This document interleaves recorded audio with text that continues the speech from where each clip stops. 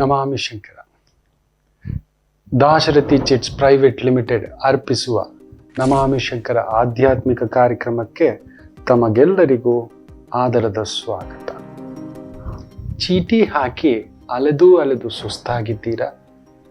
ಬೇರೆ ಬೇರೆ ರೀತಿಯ ಶ್ಯೂರಿಟಿಗಳನ್ನು ಕೇಳಿ ನಿಮ್ಮ ತಲೆ ತಿಂತಿದ್ದಾರ? ಚೆಕ್ ಬೌನ್ಸ್ ಚಾರ್ಜಸ್ ಹಾಕ್ತಿದ್ದಾರಾ? ನಿಮ್ಮ ಸಿವಿಲ್ ಸ್ಕೋರ್ ಕೇಳ್ತಿದ್ದಾರಾ? ಪರ್ಸನಲ್ ಶ್ಯೂರಿಟಿ ಕೇಳ್ತಿದ್ದಾರಾ? Government surety ಕೇಳ್ತಿದ್ದಾರಾ?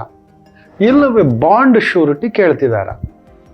ಇದು ಯಾವುದೂ ಇಲ್ಲದೆ ಒಂದೇ ಒಂದು ಸಣ್ಣ ಶ್ಯೂರಿಟಿ ಮುಖೇನ 30 ನಿಮಿಷದಲ್ಲಿ ಪ್ರಪ್ರಥಮ ಬಾರಿಗೆ ಭಾರತದಲ್ಲಿ ನಿಮ್ಮ ಚೀಟಿ ದುಡ್ಡು ನಿಮ್ಮ ಕೈಗೆ. ತಡ ಯಾಕೆ? ಹಿಂದೆ ಕರೆ ಮಾಡಿ ಈ ಕೆಳಗಿನ ಸಂಖ್ಯೆಗಳಿಗೆ. ನಮಾಮಿ ಶಂಕರ.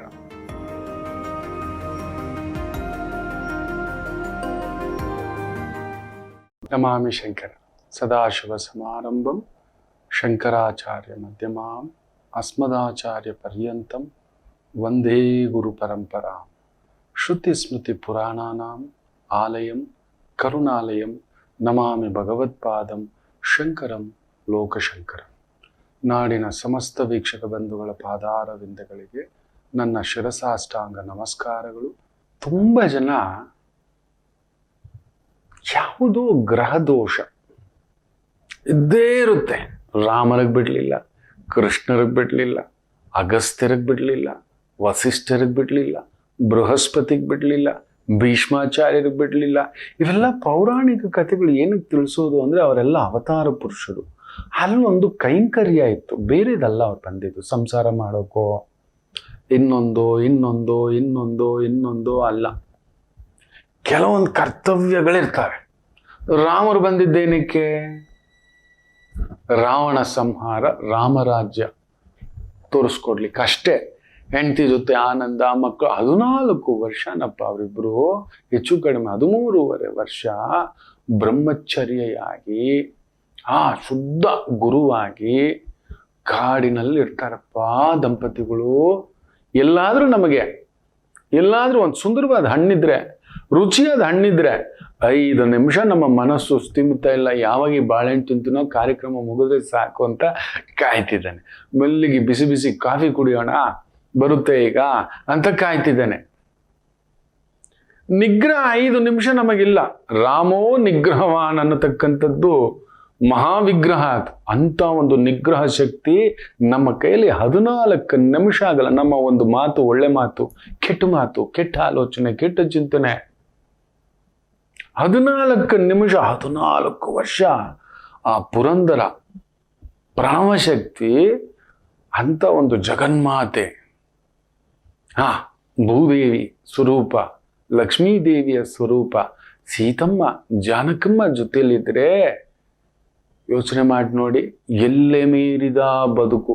ಬಾ ಬಾ ಬಾ ಬಾ ಬಾ ಬಾ ಬಾ ಆಗುತ್ತಾ ಮಕ್ಕಳೇ? ಯಾರಿಂದಲಾದರೂ ಅಧಿಕಾರ. ಅಪ್ಪ ಹೇಳಿದ್ದು, ಅಪ್ಪ ಕೊಡ್ತೀನಂದಾಗ ಅಪ್ಪ ಬೇಡ ಅಂದಾಗ್ಲೂ ಹೊರಟೇ ಬಿಟ್ಟೆ ನನ್ನ ಪುರಂದರ, ನನ್ನ ಸ್ವಾಮಿ ದಾಶರಥಿ. ನಮ್ಮ ಕೈಯಲ್ಲಿ ಆಗುತ್ತಾ? ಯೋಚನೆ ಮಾಡಿ ನೋಡಿ, ಸಾಧ್ಯವೇ ಇಲ್ಲ. ಅದಕ್ಕೆ ಆ ಅವತಾರಗಳ ಬಗ್ಗೆ ಆಗಾಗ ನಿಮಗೆ ಏನಕ್ಕೆ ತಿಳಿಸ್ಕೊಳ್ಳೋದು ಅಂದರೆ, ಅಟ್ಲೀಸ್ಟ್ ಒಂದು 14 ನಿಮಿಷ 14 ಸೆಕೆಂಡ್ ಆದರೂ ಈ ರೀತಿ ಕಂಟ್ರೋಲಲ್ಲಿರೋಣ ಅಂತ. ಏನೋ ಇದು ಎಲ್ಲೇ ಮೀರಿದ ಆಲೋಚನೆ, ಈ ರೀತಿ ಬಕಾಸುರ ಆಗ್ಬಿಟ್ಟಿದ್ದೇವೆ ನಾವು. ಹೇಗಾದ್ರೂ ಸರಿ ಬದುಕ್ಬಿಡೋಣ, ಹಿಂಗೇ ಬದುಕೋಣ ಅನ್ನೋದು ನಿಯಮಗಳಿದ್ದ ಆಗ್ಬಿಡುತ್ತೆ. ಬೇಕು ತಗೊಂಡ್ಬಿಡೋಣ, ಹಾಕೋಬಿಡೋಣ, ನಂದೇ ಆಗ್ಬಿಡ್ಲಿ ಅನ್ನತಕ್ಕಂಥ ಭಾವಾರ್ಥದಲ್ಲಿ ತುಂಬ್ಕೊಬಿಡ್ತವೆ ಅಂತ. ಪುಣ್ಯಾತ್ಮ ನೋಡಿ, 14 ವರ್ಷ ಹೇಗಿರ್ಬೇಕು ನನ್ನ ತಾಯಿ ಜಾನಕಮ್ಮ. ಒಂದು ಸ್ತ್ರೀಗೆ ಎಲ್ಲವೂ ಜಾಸ್ತಿ ಅಂತ ಹೇಳ್ತಾರೆ. ಇನ್ನು ಅವತಾರ ಪುರುಷ ಜಗನ್ಮಾತೆ ಅಂಶ ಆಕೆ, ಇನ್ನು ಆಕೆಗೆ ಎಷ್ಟಿರ್ಬೇಕು ಯೋಚನೆ ಮಾಡಿ. ಜಗನ್ನಾಟಕ ಸೂತ್ರಧಾರಿ, ಅಖಿಲಾಂಡ ಕೋಟಿ ಬ್ರಹ್ಮಾಂಡ ನಾಯಕಿ, ಅಖಿಲಾಂಡ ಕೋಟಿ. ಇದೊಂದು ಬ್ರಹ್ಮಾಂಡ ಅನ್ಕೋಬಿಡಿ, ಅಖಿಲಾಂಡ ಕೋಟಿ, ಎಷ್ಟೋ ಕೋಟಿಗಟ್ಲೆ ಬ್ರಹ್ಮಾಂಡಗಳಿದ್ದಾವೆ. ಅದಕ್ಕೆ ನಾಯಕಿ. ನಮ್ಗೆ ಆಫ್ಟರ್ ಆಲ್ ಒಂದು ಮನೆ, ಒಂದು ಕಾರು, ಒಂದು ಬೆಂಜು, ಇನ್ನೊಂದಿದೆ, ನಾನು ಯಾರು ಗೊತ್ತೇನೋ ಅನ್ನತಕ್ಕಂಥದ್ದು ಆ ಗರ್ವ. ನಾನು MP, ನಾನು ಮಿನಿಸ್ಟ್ರು, ನಾನು ಪ್ರಪಂಚದ ನಂಬರ್ 1 ಇದೆಲ್ಲ ಮಾತಾಡ್ತೀವಿ. ಆಫ್ಟರ್ ಆಲ್ ಈ ಒಂದು ಭೂಮಿ ಅಖಿಲ ಇಷ್ಟಿದ್ದದಕ್ಕೆ ನಮ್ಮಲ್ಲಿ ಇಂಥದ್ದೊಂದು ಅಹಂ ಬರುತ್ತೆ, ಅಹಂಕಾರ ಬರುತ್ತೆ. ಆ ಜಗನ್ಮಾತೆ ಯೋಚನೆ ಮಾಡಿ ನೋಡಿ, ಆ ನನ್ನ ರಾಮಚಂದ್ರ ಪ್ರಭು ವಿಷ್ಣು ಅಂಶ ಯೋಚನೆ ಮಾಡಿ ನೋಡಿ. ಸ್ಥಿತಿಕಾರಕ, ಜಗತ್ತಿನ ಇಡೀ ಸ್ಥಿತಿಗೆ ವಿಷ್ಣುವೇ ಕಾರಣ. ಆತ ಪರಂತಮ್ಮ ಹೇಗಿದ್ದ ಯೋಚನೆ ಮಾಡಿ ನೋಡಿ. ನಮ್ಮಲ್ಲಾಗೋಲ್ಲ. ಆಗದೆಯೇ ನಾವು ಕೆಲವು ತಪ್ಪುಗಳನ್ನ ಮಾಡ್ತೇವೆ, ಮಾಡಿಸುತ್ತೆ ನಮ್ಮ ಅದಕ್ಕೆ ನಿತ್ಯ ನಾವು ಏನಕ್ಕೆ ಪೂಜೆ ಪುನಸ್ಕಾರ, ವೈದಿಕ ಪುರಾಣ ಪ್ರವಚನ ಕೇಳಬೇಕು ಅನ್ನೋದು ಅಂದರೆ, ನಮ್ಮ ಮನಸ್ಸು ಅಲ್ಲೊಂದು 15 ಸೆಕೆಂಡ್ ಆದರೂ, ಒಂದು 15 ನಿಮಿಷ ಆದರೂ ಈ ಕಡೆ ವಾಲಿಲಿ, ಈ ಕಡೆ ವಾಲಿಲಿ. ಬೆಳಗ್ಗೆ ಅವ್ರಿಗೆ ಬಂದು ರಾಮಾವತಾರ, ವಿಶ್ವಾಮಿತ್ರ ಅವತಾರ, ಕೃಷ್ಣರ ಅವತಾರ ಎಲ್ಲ ಕೇಳ್ತಾ ಇಚ್ಚಿಚೆ ನನಗೆ ಗೊತ್ತಿಲ್ಲ. ಅದೊಂದು ಭಾವನೆ ಬಂದರೆ ಸಾಕಂತೆ ನಿಮ್ಮ ಅಕೌಂಟ್ಗೆ ಪುಣ್ಯದ ಬೆಲೆ ಜಾಸ್ತಿ ಆಗುತ್ತೆ ಅಂತ ಹಾಕ್ತಾ ಬರ್ತಾನಂತೆ.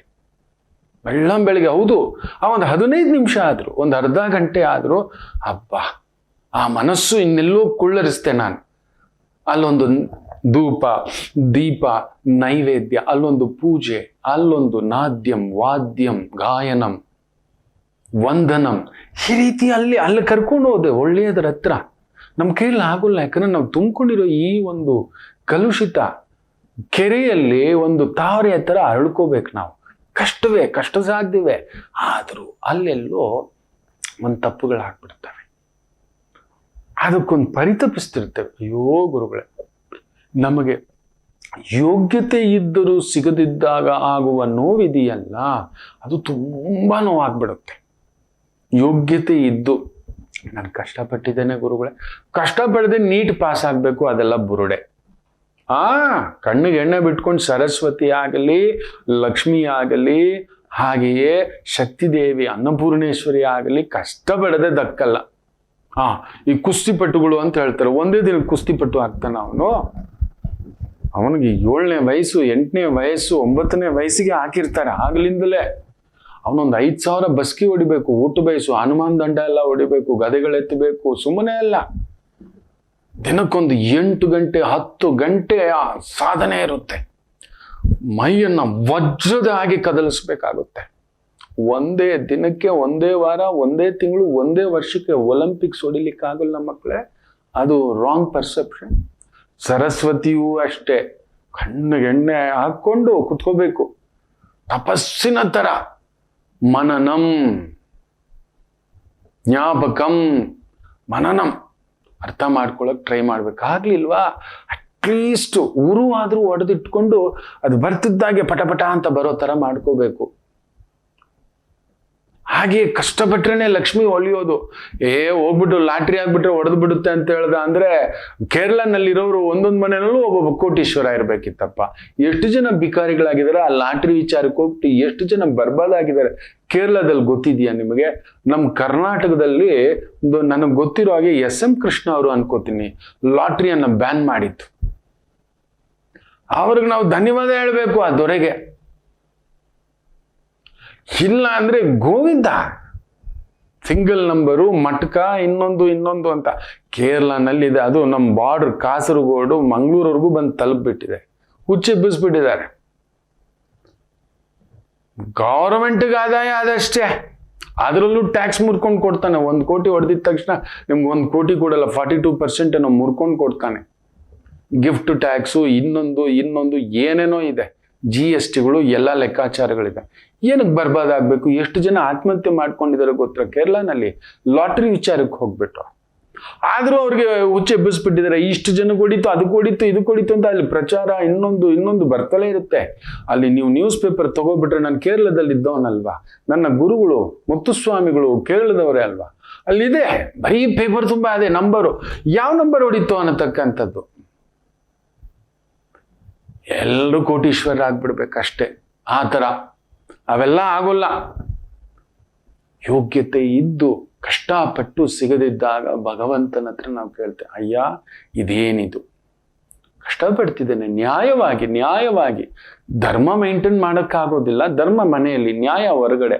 ನ್ಯಾಯಯುತವಾಗಿ ನಡ್ಕೊಂಡಿದ್ದು ನನಗೆ ಇನ್ಕ್ರಿಮೆಂಟು, ನನ್ನ ಪ್ರಮೋಷನ್ನು, ಆದರೂ ನನ್ನ ಮೇಲೆ ಕೆಲಸದಲ್ಲಿ ಅಪವಾದ ಬಂದ್ಬಿಟ್ಟಿದೆ, ಅವಮಾನ ಬಂದ್ಬಿಟ್ಟಿದೆ, ನಾನು ಮಾಡದ ತಪ್ಪಿಗೆ ನನಗೆ ಶಿಕ್ಷೆ ಆಗ್ತಿದೆ, ಅನುಭವಿಸ್ತಿದ್ದೇನೆ, ಇದು ಯಾವ ಕರ್ಮಶಾಪ ಅಂದಾಗ ಇದನ್ನ ಅನುಶಾಸನ ಭೀಷ್ಮಾಚಾರ್ಯರು ತಿಳಿಸ್ಕೊಟ್ಟಿರ್ತಕ್ಕಂಥದ್ದು. ಅನುಶಾಸನ ಪರ್ವದಲ್ಲಿ ಹೇಳ್ಕೊಟ್ಟಿದ್ದಾರೆ. ಅವ್ರು ಮಲಗಿರ್ತಕ್ಕಂಥ ಆ ಬಾಣಗಳ ಮಂಚದಲ್ಲಿ ಮಲಗಿರ್ಬೇಕಾದ್ರೆ ಧರ್ಮರಾಯರಿಗೆ ಹೇಳ್ಕೊಟ್ಟಿರೋದು. ಧರ್ಮರಾಯರಿಗೆ ಈ ರೀತಿ ಮಾಡಿಕೊಂಡರೆ ಇಂಥದೊಂದು ದೋಷದಿಂದ ಹೊರಗಡೆ ಬರಬಹುದು.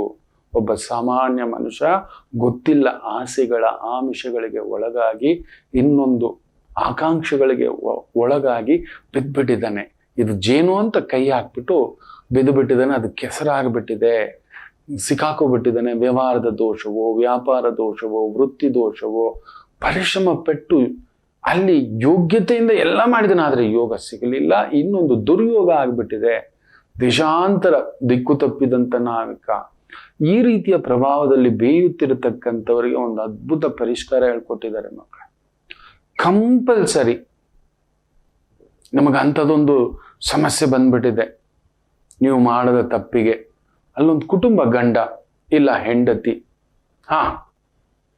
ನಿತ್ಯ ನೋಡ್ತಿರ್ತಾನೆ. ಮೊನ್ನೆ ಒಂದು ತಂದೆ ತಾಯಿ, ಒಂದು ಮಗಳು ಬರ್ತಾರೆ. ಮಗಳದ್ದು ಜಾತಕ ಇಡ್ತಾರೆ, ಸ್ವಲ್ಪ ನೋಡಿ ಅಂತ. ಇಬ್ಬರದು ಒಂದೇ ಸಲ ನೋಡಿ ಅಂತಾರೆ. ಇಲ್ಲಮ್ಮ, ಆ ರೀತಿ ನೋಡೋ ಆಗಿಲ್ಲ, ಒಂದೇ ಕುಟುಂಬಕ್ಕೆ ಒಂದೇ ಜಾತಕ ನೋಡ್ಬೇಕಾಗಿರೋದು ನಮ್ಮ ಧರ್ಮ. ಆ ರೀತಿ ದುಡ್ಡು ಇನ್ನೊಂದು ಅಂತಲ್ಲ, ಅದಕ್ಕೆ ಬ್ರೇಕ್ ಕೊಟ್ಟಿರ್ತೋ, ಒಂದೆರಡು ಜಾತಕ ಆದ್ಮೇಲೆ ಇಲ್ಲ ನೀವು ನೋಡ್ಬೇಕು, ನಮ್ಗೆ ಉತ್ತರ ಬೇಕು ಅಂತ ದಿಗಿಲಾಗಿ ಕುಳಿತಿದ್ದಾರೆ. ತಂದೆ ತಾಯಿ ಮುಖ ನೋಡ್ತಿದ್ರೆ ಏನೋ ನೋಡಬಾರದ್ದನ್ನು ನೋಡ್ಬಿಟ್ಟ ಹಾಗೆ, ತಿನ್ನಬಾರದ್ದನ್ನ ತಿಂದ ಹಾಗೆ, ಅನುಭವಿಸಲಾರದ್ದನ್ನ ತುಂಬಾ ಅನುಭವಿಸುವ ಹಾಗೆ ಅಲ್ಲೊಂದು ದಿಗ್ಲು ಆತಂಕ. ತಾಯಿ ನೋಡ್ಬೇಕು, ಸರಿಗೆ ಒತ್ಕೊಂಡು ಈ ಗಂಟದ ಮಕ್ಕಳು ಬಿಕ್ಕಿ ತಂದೆ ನೋಡ್ಬೇಕು, ಕನ್ನಡಕ ಈ ಕಡೆ ಅನ್ಕೊಂಡು ಮಕ್ಕಳು ಧೈರ್ಯವಾಗಿ ಕೂತಿದ್ದಾರೆ. ಮಗಳು ಮಗ ನೋಡ್ತೇನೆ, ಇಬ್ಬರು ಜಾತಕದಲ್ಲೂ ಏನೋ ವಿಚಿತ್ರವಾದಂಥದ್ದು. ನಿಮ್ಮ ಮಗನಿಗೂ ಮದುವೆ ದೋಷ ಇದೆ, ಮಗಳಿಗೂ ದೋಷ ಇದೆಪ್ಪ, ಆದ್ರೆ ಮದುವೆ ಒಂಥರ ವಿಚಿತ್ರವಾಗಿ ಆಗತಕ್ಕಂಥದ್ದು ತೋರಿಸ್ತಿದೆ. ಯಾರನ್ನಾದ್ರೂ ಇಷ್ಟಪಟ್ಟಿದ್ದಾರ, ವಯಸ್ಸಲ್ಲಿ ದೊಡ್ಡವರು, ಇನ್ನೊಂದು ಅನ್ಯ ಧರ್ಮೀಯವ ಅನ್ನತಕ್ಕಂಥದ್ದು. ಅವ್ರ ದಿಗುಲು ನೋಡ್ತಿದ್ರೆ ಗಾಬರಿ ಆಗ್ತಿದೆ, ಬಿಕ್ಕಿ ಈಗ ಇಟ್ಕೊಂಡು ತಾಯಿಗೆ ಹೇಳ್ಕೊಳಕ್ ಆಗ್ತಿಲ್ಲ. ನೀವೇ ಕೇಳಿ ಅಂತ ಮಗಳ ಕಡೆ. ಏನೋ ಪುಟ್ಟ ಅಂತ, ನಂಗೆ ಮದುವೆ ಬೇಡ ಅಂತ. ಹೋಗ್ಲಿ ಬಿಡಿ, ಯಾಕೆ ಮಾಡ್ತೀರಿ ಅಂತ.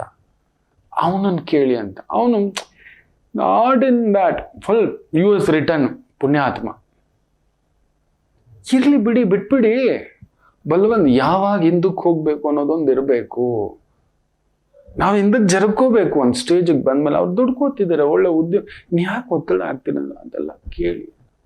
ಯಾಕಪ್ಪ ಮದುವೆ ಬೇಡ, ಹಾಗೇನಲ್ಲ ನೀಟ್ ಬಟ್ ದಿಸ್ ಅಂತಿದ್ದಾನೆ, ಹೇಳೋ ಅಂದೆ. ಸ್ಟ್ರೈಟಾಗಿ ಹೇಳಬಿಟ್ಟವು. ಮಕ್ಕಳೇ, ಗುಂಡಿಗೆ ಒಡೆದಾಗಿತ್ತು. ನಾನೊಂದು ಹುಡುಗನ ಇಷ್ಟಪಡ್ತಿದ್ದೀನಿ, ಬಟ್ ನಮ್ಮ ಮನೆಯಲ್ಲಿ ಅವನ್ನ ಮದುವೆ ಆಗ್ತೀನಿ ಅಂದ್ರೆ ಒಪ್ತಿಲ್ಲ ಅಂತ. ಏನೋ ಪುಣ್ಯಾತ್ಮ, ಇದು ನೋಡಿ, ಹೊತ್ತು ಬೆಳೆಸಿ ಈ ಟೈಮಕ್ಕೆ ನೋಡಿ ಇದನ್ನೇ ಹೇಳೋದು. ಇದು ಎಲ್ಲಾದ್ರೂ ಹೇಳೋಕ್ಕಾಗುತ್ತಾ, ಒಪ್ಕೊಳ್ಳುತ್ತಾ? ನಮ್ಮ ಭಾರತೀಯ ವೈದಿಕದಲ್ಲಿ ಹುಡುಗ ಮದುವೆ ಆಗೋದು ಏನಪ್ಪ we both are from the college days ಅಂತಾನೆ. ಹೋಗ್ಲಿ ಮಗಳಿಗಾದ್ರೂ ಮಾಡೋಣ ನೋಡೋಣ ಅಂತ ಕೇಳಿದ್ರೆ even I am loving A girl ಅಂತಾಳೆ. ಶಿವ ಏನ್ ಹೇಳ್ತೀರಿ? ಇಬ್ಬರು, ಈಕೆಗೆ ಹೆಣ್ಣಿನ ಮೇಲೆ ವ್ಯಾಮೋಹ, ಆತನಿಗೆ ಗಂಡನ ಮೇಲೆ ವ್ಯಾಮೋಹ, ಇಬ್ರು ಪ್ರೀತಿಸ್ತಿದ್ದಾರೆ. ಈಕೆಗೆ ಒಂದು ಹೆಣ್ಣಿನ ಜೊತೆ ಮದುವೆ ಮಾಡ್ಬೇಕಂತೆ. ನಾವ್ ಏನು ಅಂತ ಬಂಧುಗಳ ಜೊತೆ ಮುಂದ್ಗಡೆ ನಿಂತ್ಕೊಂಡು ಮಗಳಿಗೂ ಮದುವೆ ಮಾಡೋದು ಅಂತ ಪತ್ರಿಕೆ ಹಂಚೋದು ಗುರುಗಳೇ.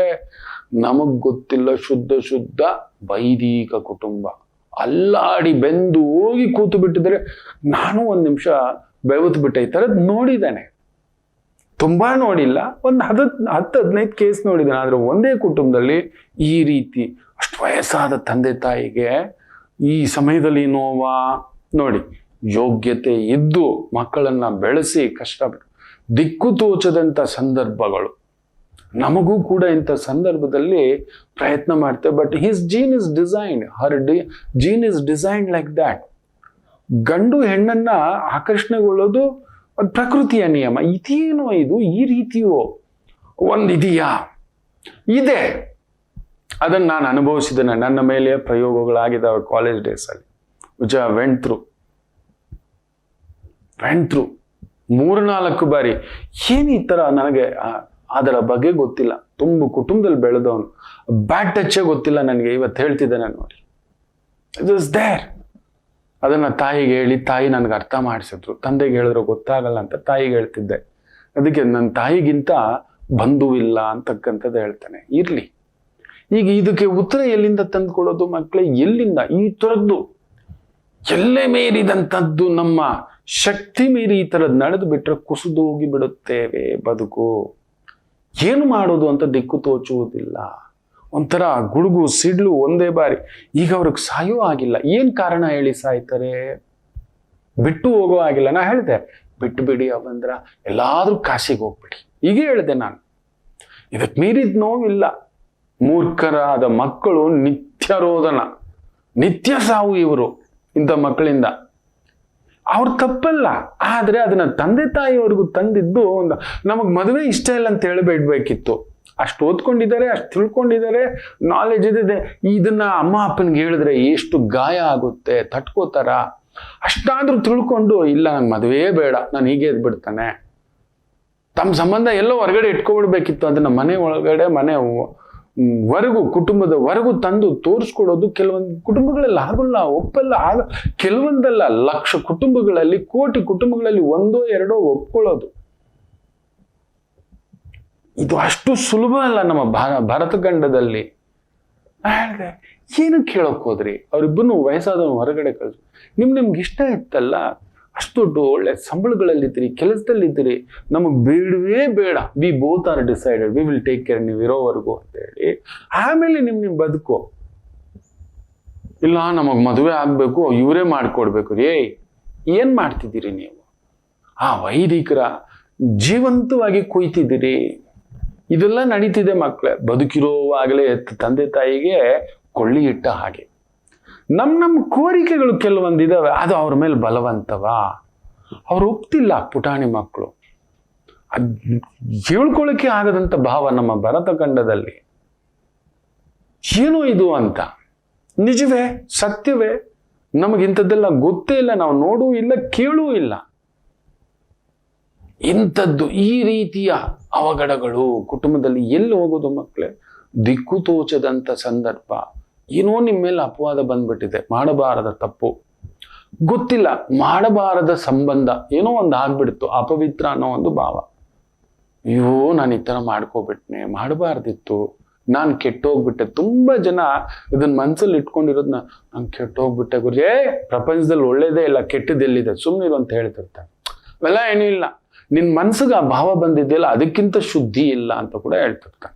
ಬಿಟ್ಬಿಡೋ ಮಕ್ಕಳು, ಅವೆಲ್ಲ ಏನೂ ಇಲ್ಲ, ಎಂಥದಿಲ್ಲ. ಪ್ರಪಂಚದಲ್ಲಿ ಶುದ್ಧವೇ ಇಲ್ಲ, ಇನ್ನು ಅಶುದ್ಧ ಎಲ್ಲಿದೆ? ಮೊದಲು ನಿಮ್ಮ ಮನಸ್ಸಿಂದ ನಾನು ಕೆಟ್ಟೋದೆ, ನನ್ನ ಬದುಕೀಗಾಯ್ತು, ಹಾಳಾಯ್ತು, ನನ್ನ ಜೀವನ, ಅದಕ್ಕೆ ಆತ್ಮಹತ್ಯೆ ಪ್ರಚೋದನೆ ಮಾಡೋದು, ಡಿಪ್ರೆಷನ್ ಪ್ರಚೋದನೆ ಮಾಡೋದು, ಈ ಥರದ ಪ್ರಭಾವ ನೋಡಿ. ಆ ಅನುಶಾಸಿಕ ಪರ್ವದಲ್ಲಿ ಆಗ್ಲೇ ಹೇಳಿದ್ದಾರೆ, ಈ ಥರದ್ದು ಗೊತ್ತಿಲ್ಲದು ಯಾವುದೋ ಒಂದು ಕರ್ಮದೋಷ, ಯಾವುದೋ ಒಂದು ಗ್ರಹ ಬಾಧೆ, ಏನ್ ಮಾಡಿದ್ರು ಅದರಿಂದ ಹೊರಗಡೆ ಬರೋಕ್ಕಾಗ್ತಿಲ್ಲ. ಮೊನ್ನೆ ದೊಡ್ಡ ಜೀವ, ಎಷ್ಟು ದೊಡ್ಡ ಜೀವ ಗೊತ್ತರ, ಅವ್ರ ಮನೆಗೆ ಕರೆದ್ಬಿಟ್ಟು ಹೋದ್ರು. ಪುಣ್ಯಾತ್ಮ, ನಮ್ಮ ಮನೆಗೆ ಬರಬೇಕು ರಾಯರೇ, ನೀವು ಗುರುಗಳೇ, ನೀವು ನಮ್ಮ ಮನೆಗೆ ಬಂದ್ರೆ ಆಯ್ತು, ನಿಮ್ಗೋಸ್ಕರ ಬರ್ತೇನೆ ಹೋಗಿ ಅಂತ ಹೇಳಿದೆ. ಬರ್ತೇನೆ ನಾನು. ದಣದು ಬಿಟ್ಟಿದ್ದೇನೆ ಗುರುಗಳೇ, ನಾನು ಸತ್ತೋಗ್ಬೇಕು ಅನಿಸ್ತಿದ್ವಿ. ಏನ್ ಮಾತಾಡ್ತೀರಾ? ಆ ತಾಯಿನ ನೋಡಿ, ಪುಟ್ಟ ತಾಯಿನ ನೋಡಿ, ಏನ್ ಮಾತಾಡ್ತಿದೀಯ? ಪಕ್ಕದಲ್ಲಿ ಧರ್ಮದೇವರು ಅಮ್ಮ ಇಲ್ಲ ಅಂತೇಳಿ ಇನ್ನೊಂದು ಅಮ್ಮ ನನಗೆ ಕೊಟ್ಟಿದ್ದಾನೆ. ತಾಯಿ ಪಕ್ಕದಲ್ಲಿ ಇರ್ಬೇಕಾದ್ರೆ ಈ ಮಾತಾ? ಯಜಮಾನನಾಗಿ ನೀನು ಈ ಕಂಪಿಸ್ಬಿಟ್ರೆ ಎಲ್ಲ ಗುರುಗಳೇ ಮುಳುಗೋಗ್ಬಿಟ್ಟು, ಹೋದ್ರೆ ಹೋಗ್ಲಿ ಬಿಡಿ, ಎಲ್ಲ ಮಾರ್ಬಿಡೋಣ. ಎಲ್ಲೋ ನಂಜುಂಡೇಶ್ವರನ ಸಾನ್ನಿಧ್ಯದಲ್ಲಿ 3 ಪ್ರಸಾದ ಸಿಗುತ್ತೆ, ಧರ್ಮಸ್ಥಳದಲ್ಲಿ ಸಿಗುತ್ತೆ, ಮಾದೇಶ್ವರನ ಹತ್ರ ಸಿಗುತ್ತೆ, ಶಿವರಾಮ ಅಂತ ಇದ್ದು ಬಿಡೋಣ. ಸಾಯೋ ಮಾತು ಮನುಷ್ಯನ ಬಾಯಲ್ಲಿ ಬರಬಾರ್ದು, ಎಂದೂ ಬರಬಾರದು, ಬರಲೇಬಾರದು. ಬರುತ್ತೆ ಒಂದೊಂದು ಸಮಯ ಸತ್ತೋಗೋಣ ಅಂತ. ಬಟ್ ಅಷ್ಟು ಒಂದು ಕಠೋರತ್ವವಾಗಿ ಇಲ್ಲ, ಇದೆಲ್ಲ ಅಲ್ಲ, ಏನ್ ರಾಯ್ರೆ ಅಂತ ಈ ರೀತಿ ಮಿತಿಮೀರಿ ಹೋಗ್ಬಿಟ್ಟಿದೆ. ಯಾವುದೋ ಒಂದು ದುಡ್ಡಿನ ವ್ಯವಹಾರವೋ, ಹಣಕಾಸಿನ ವ್ಯವಹಾರವೋ, ಕುಟುಂಬದ ವ್ಯವಹಾರವೋ, ನೀವೇನು ಮಾಡಿದರೂ ಆ ಚಿಕ್ಕು ದಿಕ್ಕು ತೋಚದೆ ನಿಂತು ಬಿಟ್ಟಿದೆ, ದಾರಿ ಇಲ್ಲವಾ ಅಂದಾಗ ಯಮಧರ್ಮರಾಯರು ನಚಿಕೇತನಿಗೆ ಏನ್ ಹೇಳಿದ್ರು ಅಂಥದ್ದನ್ನೇ ಬೃಹಸ್ಪತಿಗಳು ಮಾಂಧಾತ ಚಕ್ರವರ್ತಿಗೆ ಏನು ಹೇಳಿದ್ದರೋ ಭೀಷ್ಮಾಚಾರ್ಯರು ಧರ್ಮರಾಯರಿಗೆ ತಿಳಿಸ್ಕೊಡ್ತಾರೆ. ಎಲ್ಲಿಯಾದರೂ ಗೋವುಗಳ ಮಂದೆ ಇರತಕ್ಕಂಥ ಜಾಗಕ್ಕೆ ಹೋಗಬೇಕು ಅಂತ ಹೇಳ್ತಾರೆ. ಗೋಶಾಲೆ ಅಟ್ಲೀಸ್ಟ್ ಆಗೆಲ್ಲ ಗೋವುಗಳ ಮಂದೆ ಇತ್ತು, ಈಗೆಲ್ಲಪ್ಪ ಇಲ್ಲ. ಗೋಶಾಲೆ, ಯಾರಾದ್ರೂ ಹಸುಗಳು ಸಾಕಿರೋ ಜಾಗ ಇಲ್ಲ, ಗೋಶಾಲೆಗೆ ಹೋಗಿ ಉಳ್ಕೋಬೇಕು ಅಂತ ಹೇಳುತ್ತೆ. 42 ದಿನ 48 ದಿನ ಬ್ರಹ್ಮಚರ್ಯ ಬದ್ಧವಾಗಿದ್ದು, ಧರ್ಮಬದ್ಧವಾಗಿದ್ದು, ನೀವು ಧರ್ಮದಿಂದ ದುಡಿದ ದುಡ್ಡಲ್ಲಿ, ನ್ಯಾಯಬದ್ಧ ದುಡಿದ ದುಡ್ಡಿನಲ್ಲಿ ನಿತ್ಯ ಅದಕ್ಕೆ ಪ್ರಾತಃ ಕಾಲ ಹಾಗೂ ಸಂಧ್ಯಾಕಾಲ ಒಂದಷ್ಟು ಹುಲ್ಲನ್ನಾಗಲಿ ಮೇವನ್ನಾಗಲಿ 42 ಇಲ್ಲ 48 ದಿನ ತಿನ್ನಿಸುತ್ತಾ ಬಂದರೆ ಎಂಥ ಒಂದು ಘನಘೋರ ಪಾಪ ಮಾಡಿದ್ದರೂ ಗೊತ್ತಿಲ್ಲದೆ ಮಾಡಿಬಿಟ್ಟಿರ್ತೇವೆ.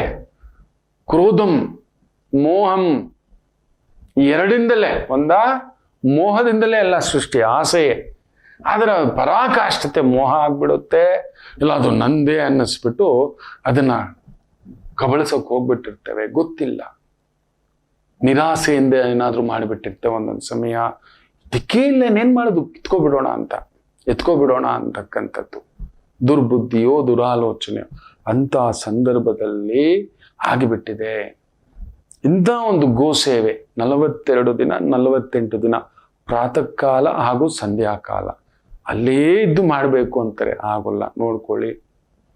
ದಿಕ್ಕು ತೋಚದೆ ಶೃಂಗೇರಿ ಕ್ಷೇತ್ರದಲ್ಲಿದೆ, ಎಲ್ಲ ದೈವ ಕ್ಷೇತ್ರಗಳ ಸಾನ್ನಿಧ್ಯದಲ್ಲಿ ಗೋಶಾಲೆ ಇದೆ. ಶ್ರೀಶೈಲದಲ್ಲಿದೆ, ಹೋಗಿ ನಿತ್ಯ ಉಳ್ಕೊಳಕ್ಕಾಗ್ಲಿಲ್ಲ ಅಂದ್ರು ಒಂದು ಪರ್ವಕಾಲ ಅಂತ ನಿಂತ್ಕೋಬಿಡಿ. ಈ 42 ದಿನ 48 ದಿನ ಭಗವಂತ ನಿನಗೆ ಸಮರ್ಪಣೆ. ನನ್ನ ಯಾವ ಜನ್ಮದ ಕರ್ಮದ ಗಂಟೋ ಗ್ರಹಗಳ ಬಾಧೆಯೋ ನನ್ನನ್ನು ದಿಕ್ಕು ತೋಚದಾಗಿ ನಿಲ್ಲಿಸ್ಬಿಟ್ಟಿದೆ, ನೀನೇ ದಿಕ್ಕು. ಸರ್ವಂ ಶಿವಮಯಂ, ಸರ್ವಂ ವಿಷ್ಣುಮಯಂ, ಸರ್ವಂ ನರಸಿಂಹಮಯಂ, ಸರ್ವಂ ದುರ್ಗಾಮಯಂ, ಈ ರೀತಿ ಸರ್ವಂ ಕೃಷ್ಣಮಯಂ.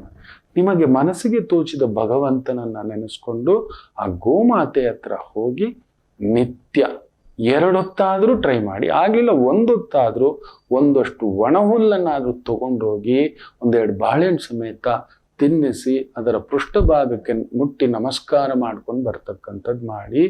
ಈ ಗ್ರಹದೋಷ ಬಾಧ, ಸಕಲ ಗ್ರಹ ದೋಷ ಬಾಧ ನಿವಾರಣೆ ಆಗುತ್ತದೆ. ಅವನಿಗೆ ದಾರಿ ತೋರಿಸುತ್ತದೆ, ಭಗವಂತನೇ ಬಂದು ದಾರಿ ತೋರಿಸುತ್ತಾನೆ, ಕೈ ಹಿಡಿಯುತ್ತಾನೆ. ದಿಕ್ಕು ತೋರಿಸ್ತಿಲ್ಲ ಆಯ್ತಾ, ಕೋರ್ಟೋ ವ್ಯವಹಾರವೋ ಮನೆಯೋ ಭೂಮಿಯೋ ಏನೋ ಒಂದು ನಿಮ್ಮದು ಅಂತ ಒಂದು ಪುಟ್ಟು ಗೂಡು ಕನಸು ಅಂತ ಇರುತ್ತೆ, ದಿಕ್ಕು ತಪ್ಪಿ ನಿಂತು ಬಿಟ್ಟಿದೆ, ಭಗವಂತ ದಾರಿ ತೋರಿಸು. ಇಂಥ ಮಕ್ಕಳಿಂದಲೂ ಕೂಡ ದೂರ ಹೋಗ್ಲಿಕ್ಕೆ ಒಂದು ದಾರಿ ತೋರಿಸ್ಬಿಡ್ತಾನೆ. ಇಂಥ ಪುಣ್ಯಾತ್ಮ ಮಕ್ಕಳಿಂದ ಕೂಡ ದಾರಿ ತೋರಿಸ್ತಾನೆ. ಆ ಹಿರಿಯನ್ ಕರೆದು ಅದೇ ಹೇಳಿತು, ಹೋಗಿ ಎಲ್ಲಾದ್ರೂ ಈ ಥರ ಹೋಗಿ ಮಾಡ್ಕೊಳ್ಳಿ, ನೋಡೋಣ. ಅವರು ಬದಲಾಗೋಲ್ಲ, ಇಷ್ಟೇ ಹೇಳ್ತಾನೆ. ಅಟ್ಲೀಸ್ಟ್ ನಿಮ್ಮನ್ನ ಒತ್ತಡ ಹಾಕೋಲ್ಲ, ನೀವೇ ನಿಂತು ಮದುವೆ ಮಾಡಿ ಅಂತ. ನಾವು ಸತ್ತೋಗ್ಬಿಡ್ತೀವಿ ಗುರುಗಳೇ, ನಮ್ಮನ್ನು ಮದುವೆ ಮಾಡಿ ಅಂತ ಜೀವ ಎಂಟಿದ್ದಾರೆ. ಶುದ್ಧ ಕನ್ನಡದ ವೈದಿಕ ಕುಟುಂಬ. ಏನೇ ಹೇಳಿ, ನನ್ನ ಮನೇಲಿ ನನ್ನ ತಂದೆ ತಾಯಿ ನೋಡಿದಾಗ ಆಯ್ತು, ಅವರನ್ನು ನೋಡಿದಾಗ. ಪುಟು ಮಕ್ಕಳಿಗೆ ಏನಕ್ಕೆ ದೇವರು ಈ ಥರದ ಒಂದು ವಿಕಾರ ಇಟ್ಟ ಗೊತ್ತಿಲ್ಲ. ಯಾವ ಜನ್ಮದ ಕರ್ಮವು ಚೆನ್ನಾಗೇ ಇದ್ರು ಮಕ್ಕಳೇ, ಇಲ್ಲಮ್ಮ ಅದು ಎಷ್ಟೋ ವರ್ಷಗಳಿಂದಲೇ ಅವ್ರಿಗೆ ಬಂದ್ಬಿಟ್ಟಿದೆ, ನೀವು ಅಬ್ಸರ್ವ್ ಮಾಡಿಲ್ಲ. ನಮಗಿದೆಲ್ಲ ಗೊತ್ತಾಗುತ್ತಾ ಗುರುಗಳೇ, ಇದೆಲ್ಲ ಏನು ಗುರುಗಳೇ ವಿಚಿತ್ರ ಅಂತ. ಹೌದು, ಏನ್ ಮಾಡೋಣ, ಕಲಿಪ್ರಭಾವ, ಮನುಷ್ಯನ ಎಲ್ಲೆ ಮೀರಿದಂಥ ಒಂದು ಭಾವಗಳು ಇನ್ನೇನ್ ಮಾಡಿಸುತ್ತೆ ಮಕ್ಕಳೇ. ವಿಚಿತ್ರವಾಗಿ ಎಲ್ಲೋ ಲಕ್ಷಕ್ಕೊಬ್ಬ ಕೋಟಿಗೊಬ್ಬ ಇರ್ತಿದ್ರು, ಬರುತ್ತೆ ದೈವ ಸೃಷ್ಟಿಯಲ್ಲಿ ಈ ಥರದ್ದಾಗುತ್ತೆ. ಆದರೆ ಈಗ ಆ ಥರ ಅಲ್ಲ, ಎಲ್ಲೆಲ್ಲೋ 100ರಲ್ಲೊಬ್ಬರು ಈ ಥರದೊಂದು ಸೃಷ್ಟಿ ಆಗ್ಲಿಕ್ಕೆ ಶುರು ಆಗ್ಬಿಟ್ಟಿದೆ ಮಕ್ಕಳೇ. 100ರಲ್ಲೊಬ್ಬರು ಕೋಟಿಗೊಬ್ಬರಲ್ಲಿ ಈ ಥರದ್ದಿತ್ತು ಲೋಪದೋಷಗಳು. ಅದು ಪಾಶ್ಚಿಮಾತ್ಯರಲ್ಲಿ 10ರಲ್ಲಿ 5 ಜನಕ್ಕೆ ಆ ಭಾವ ಇದೆ. ಅದು ಬಿಟ್ಬಿಡಿ. ಅವರು ಅದು ನಮ್ಮ ಸನಾತನ ಧರ್ಮವಲ್ಲ, ನಮ್ಮ ಭರತಖಂಡ ಜಾತಿಯೇ ಅಲ್ಲ. ನಮ್ಮ ಜಾತಿ ಶ್ರೇಷ್ಠ, ನಮ್ಮ ಭರತಖಂಡದ ಜಾತಿ ಶ್ರೇಷ್ಠ. ನಾವು ಭಾರತೀಯರು ಅನ್ನುವ ಜಾತಿಯೇ ದೊಡ್ಡದು. ಇಲ್ಲಿ ಹಿಂದೂ, ಮುಸ್ಲಿಂ, ಇನ್ನೊಂದು ನಾನು ಅಷ್ಟು ಬೇಗ ಒಪ್ಪಲ್ಲ. ನಾನು ಭಾರತೀಯ ಅನ್ನೋದ್ರಲ್ಲಿ ನನಗೆ ಹೆಮ್ಮೆ ಇದೆ. ಅದು ಹೊಲಸುಗೆಟ್ಟ ಜಾತಿ ಅವರದು. ಮಾತಾಡಬೇಡಿ ಅವ್ರ ಬಗ್ಗೆ. ಅದನ್ನ ನೆನೆಸ್ಕೊಂಡ್ರೇನೆ ಆ ಪಿಜ್ಜಾ ಇನ್ನೊಂದು ಅಂದ್ರೇನೆ ನನಗೆ ಎಲ್ಲೆಲ್ಲೆಲ್ಲೋ ಒಂಥರ ಅಸಹ್ಯದ ಭಾವಗಳು ಮೂಡತಕ್ಕಂಥದ್ದಾಗುತ್ತೆ. ಅವರ ಬದುಕುಗಳು ಬೇರೆ, ನಮ್ಮ ಬದುಕುಗಳು ಬೇರೆ, ನಮ್ಮ ಆಲೋಚನೆಗಳು ಬೇರೆ. ನಮ್ಮದೊಂದು ಪುಟ್ಟ 4 ಗೋಡೆಯಲ್ಲಿರ್ತಕ್ಕಂಥ ಒಂದು ಶುದ್ಧ ಆಧ್ಯಾತ್ಮಿಕ ಕಾಮ. ಅವ್ರದ್ದೊಂಥರ ವಿಚಿತ್ರವಾದದ್ದು. ಬಿಡಿ, ಆ ನಾಯಿಗಳು ಬೀದಿನಲ್ಲಿ ಮಾಡ್ಕೊತಾವಲ್ಲ ಆ ಥರದ್ದು. ಅದು ಇಲ್ಲಿಗೂ ಅಂಟಿಸ್ಬಿಟ್ಟಿದ್ದಾರೆ. ಈಗ 100ರಲ್ಲಿ 1-2 ನೋಡೋಕೆ ಶುರು ಹಚ್ಕೊಬಿಟ್ಟಿದೆ. ಸೊ ಈ ತರ ಎಲ್ಲೋ ಒಂದು ಬರಸಿಡಿಲು ಬಡದು ನಿಂತು ಬಿಟ್ಟಿದೆ, ದಿಕ್ಕು ತೋಚುತ್ತಿಲ್ಲ ಅಂದಾಗ ಇಂಥದೊಂದು ಕಾರ್ಯ ಆ ಮನೆತನಕ್ಕೆ, ಕುಟುಂಬಕ್ಕೆ, ವ್ಯವಹಾರಕ್ಕೆ, ಸಾಲಕ್ಕೆ, ವ್ಯಾಪಾರಕ್ಕೆ, ಆರೋಗ್ಯಕ್ಕೆ, ಭೂಮಿಗೆ, ಮನೆಗೆ, ಮಕ್ಕಳ ವಿಚಾರ ಯಾವುದಾದರೂ ಸರಿಯೇ ದಿಕ್ಕು ತೋಚದ ಸಂದರ್ಭದಲ್ಲಿ 42 ದಿನ ಬ್ರಹ್ಮಚರ್ಯಂ, ಇಲ್ಲ 48 ದಿನ ಆಗುತ್ತಾ ಮುಂದುವರಿಸಿ, ಇನ್ನೂ ಮುಂದುವರಿಸಿ ಈ ಕೈಂಕರ್ಯವನ್ನ ಮಾಡ್ಕೊಳ್ಳಿ, ಈ ಸಂಕಲ್ಪವನ್ನ ಮಾಡ್ಕೊಳ್ಳಿ. 3 ಕೋಟಿ ದೇವತೆಗಳೇ ಇಳಿದು ಬಂದು ನಿಮಗೆ ರಕ್ಷೆಯಾಗಿ ಕಂಕಣವಾಗಿ ಆ ವೃಷಭ ವಾಹನ ಪರಶಿವನೇ ಬಂದು ನಿಲ್ಲುತ್ತಾನೆ, ನಿಮಗೆ ಜೊತೆಯಾಗಿ ನಿಲ್ತಾನೆ, ಕಾಪಾಡ್ಲಿ. ಇದು ನಾನು ನೀವು ಹೇಳಿದ್ದಲ್ಲ ಮಕ್ಕಳೇ, ನಚಿಕೇತರಿಗೆ ಯಮಧರ್ಮರಾಯರು ಹೇಳಿರೋದು. ಬೃಹಸ್ಪತಿಗಳು ಮಾಂಧಾತ ಚಕ್ರವರ್ತಿಗೆ ಹೇಳಿರ್ತಕ್ಕಂಥದ್ದು, ರಾಮನ ವಂಶಸ್ಥ ಮಾಂಧಾತ ಚಕ್ರವರ್ತಿ. ಅದನ್ನು ಭೀಷ್ಮಾಚಾರ್ಯರು ಆ ಅನುಶಾಸಕ ಪರ್ವದಲ್ಲಿ ಧರ್ಮರಾಯರಿಗೆ ಹೇಳ್ತಕ್ಕಂಥದ್ದು. ಮಾಡ್ಕೋತೀರಿ ಅಂತ ಅನ್ಕೋತೀನಿ. ದಿಕ್ಕು ತೋಚದ ಸಮಸ್ಯೆ ಗುರುಗಳೇ, ಮೋಸ ಆಗ್ಬಿಟ್ಟಿದೆ ಗುರುಗಳೇ, ಇಲ್ಲಿ ನಿಂತು ಬಿಟ್ಟಿದ್ದೇನೆ ಗುರುಗಳೇ, ಬರಿಗೆಯಲ್ಲಿ ಇದ್ಬಿಟ್ಟಿದ್ದೇನೆ ಗುರುಗಳೇ, ನನಗೇನು ಗೊತ್ತಿಲ್ಲ ಅನ್ನೋರು ಕೂಡ ಒಂದು ವರಮಾನದ ವಿಚಾರ, ಉದ್ಯೋಗದ ವಿಚಾರ, ಯೋಗ್ಯತೆ ಇದ್ದು ಕೂಡ ಅಯೋಗ್ಯರಿಂದ ತೊಂದರೆ, ಮೇಲಿಂದ ಮೇಲೆ ದಾಳಿ ಆಗ್ತಿದೆ, ನಮಗೆ ಯಾರೂ ದಿಕ್ಕು ಅಂದಾಗ ಇಂಥದೊಂದು ಕೆಲಸ ಸಂಕಲ್ಪಕ್ಕೆ ಹೆಜ್ಜೆ ಹಾಕಿ ದೈವವೇ ನಿಂತು ನಿಮ್ಮನ್ನ ಮುಂದಕ್ಕೆ ನಡೆಸುತ್ತೆ ಮಕ್ಕಳೇ. ಒಳ್ಳೇದಾಗ್ಲಿ ಅಂತ ಹೇಳ್ತಾ ಮಾತೃದೇವೋ ಭವ. ನಮಾಮಿ ಶಂಕರ. ನನ್ನ ಪ್ರೀತಿಯ ಆಧ್ಯಾತ್ಮಿಕ ಬಂಧುಗಳೇ, ಪ್ರತಿಯೊಬ್ಬರ ಜೀವನದಲ್ಲೊಂದು ಕೆಲವೊಂದು ಪ್ರಶ್ನೆಗಳಿರುತ್ತೆ, ಉತ್ತರವಿಲ್ಲದ ಪ್ರಶ್ನೆಗಳಿಲ್ಲ. ಅಂಥದ್ದೊಂದು ಸಮಸ್ಯೆ ಇದೆಯಾ? ಜ್ಯೋತಿಷ್ಯ ಮುಖೇನ ಹಾಗೂ ಆಧ್ಯಾತ್ಮಿಕ ಮುಖೇನ ನಿಮ್ಮ ಪ್ರಶ್ನೆಗಳಿಗೊಂದು ಪುಟ್ಟ ಸಮಾಧಾನ. ಈ ಕೂಡಲೇ ಕೆಳಗಿನ ಸಂಖ್ಯೆಗೆ ಕರೆ ಮಾಡಿ, ಇಲ್ಲವೇ ವಾಟ್ಸಪ್ ಮಾಡಿ, ಹಾಗೂ ನಮ್ಮ ನಮಾಮಿ ಶಂಕರ ಯೂಟ್ಯೂಬ್ ಚಾನೆಲ್ ಮುಖಾಂತರವೂ ಕೂಡ ಸರಳ ಪರಿಹಾರವನ್ನು ತಾವು ವೀಕ್ಷಿಸಿ ಹಾಗೂ ಪಡೆಯಬಹುದು. ನಮಾಮಿ ಶಂಕರ.